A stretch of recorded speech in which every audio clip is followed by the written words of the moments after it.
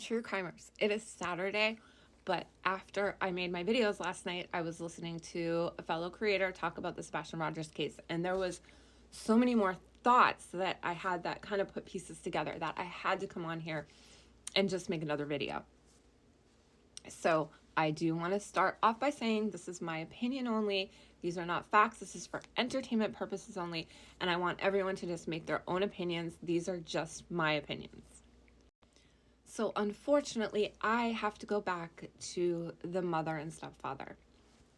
It's just, there's too many things that don't make sense, that sound scripted, and it's almost as if what they tell us when you put pieces together tell the story of what happened. When you look at statistics, behavior, language, on all the interviews, it's hard to look at any other scenario. When you think about parents of a child missing, you'd think that they're going to enlist anyone to help. They're going to be grateful and just want to work with anybody that could possibly help find their child. But it just seems like in every interview, ChrisProudfoot especially is attacking or defending himself. It definitely not a work with anyone trying to help approach. It's also been said that, and this is by experts, that guilty people use patterns. And in this case, the number 3 has been used consistently over and over again. So that's just a thought. If KatieProudfoot tried to wake up Sebastian at 6 a.m. and he wasn't there, and she's already calling her husband at 6:03 in a panic, that's only 3 minutes. And she says that he tends to hide. He might get up and try to get snacks. So it's very odd that in the course of 3 minutes, you're already putting into motion this whole alarming situation. Wouldn't you just get up and go look around, look outside, try to just take a minute to figure it out before you're calling?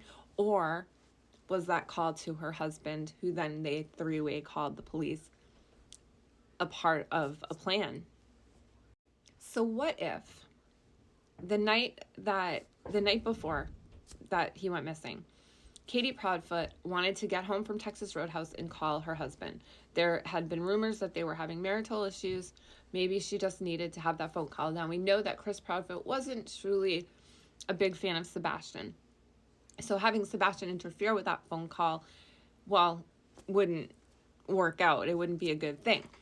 So what if she medicated Sebastian to go to sleep, but either over-medicated or it wasn't working and something happened there? Of course, we don't know, but something happened there. And something happened to Sebastian. Did ChrisProudfoot put his phone down, like they were on it, but put it down as an alibi and make his way home? We saw bite marks on ChrisProudfoot's arm that definitely look like human. He said it was the dog, but they don't look like little dog marks. They look like human bites. We have the 3 a.m., another 3, the 3 a.m. lights in the car outside the Proudfoot home just so happens to be on the night Sebastian goes missing. And then the interview with Chronicles of Olivia, where Katie is talking to Olivia about that morning. And she says that one thing I talk about when she says he was already. Could that be just kind of like a slip up? He was already gone. He was already passed. And she says, I was screaming his name. I was crying, screaming his name. Could that be because he was already passed?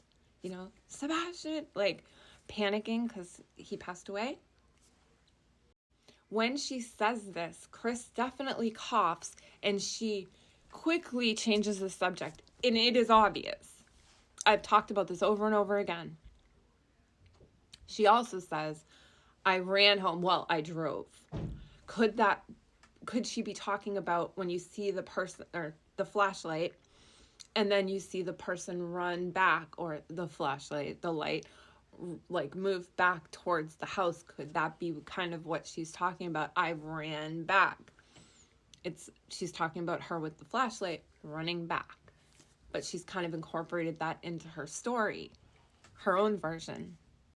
When she says she does this motion like with her neck. Many have speculated it's similar to what Chris Watts did in that case, just kind of like a subconscious, he was already gone. It's just another thought. So this is another kind of crazy thing for me. ChrisProudfoot is asked about the last time he was home, saw Sebastian, etc. And he said he hadn't been home since early February, and until he came home February 26th. Does he mean he saw Sebastian February 26th? Is that a slip up? Then you have a Facebook post from Melissa Proudfoot, Chris Proudfoot's sister. Now, this family has been known to kind of all work together no matter what. And we hear that from Chris's ex-wife, Nina. And I'm talking about like, it's almost like mafia style type. That's what I envision.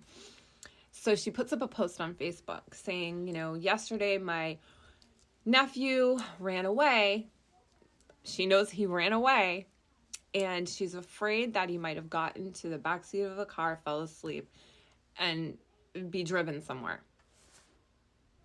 Like, if you know your nephew is missing, and it's like just happened, you're going to put out an absolute scenario on Facebook rather than just say, my nephew is missing. If you've seen him, please let us know.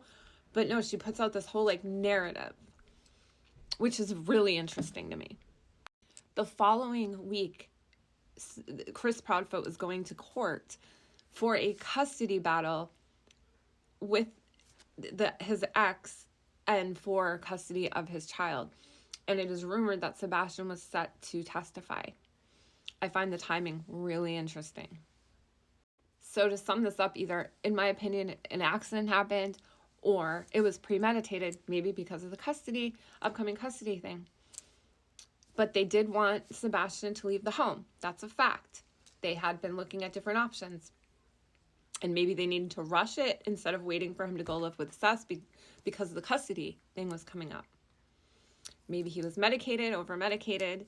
And I don't think that when the police got there and they were looking for a runaway, that they weren't looking for different signs of a deceased child, right? So, I don't know. Those are just some additional thoughts that I was really not excited, but really excited to come on in here and share, because they were just, light bulbs were going off. Everything was kind of coming together for me in my mind of things that I had been thinking about. So I needed to come on. I couldn't wait another whole week. I needed to come on and just share them with you.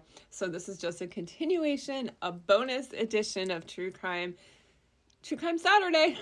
So I will see you in the next one.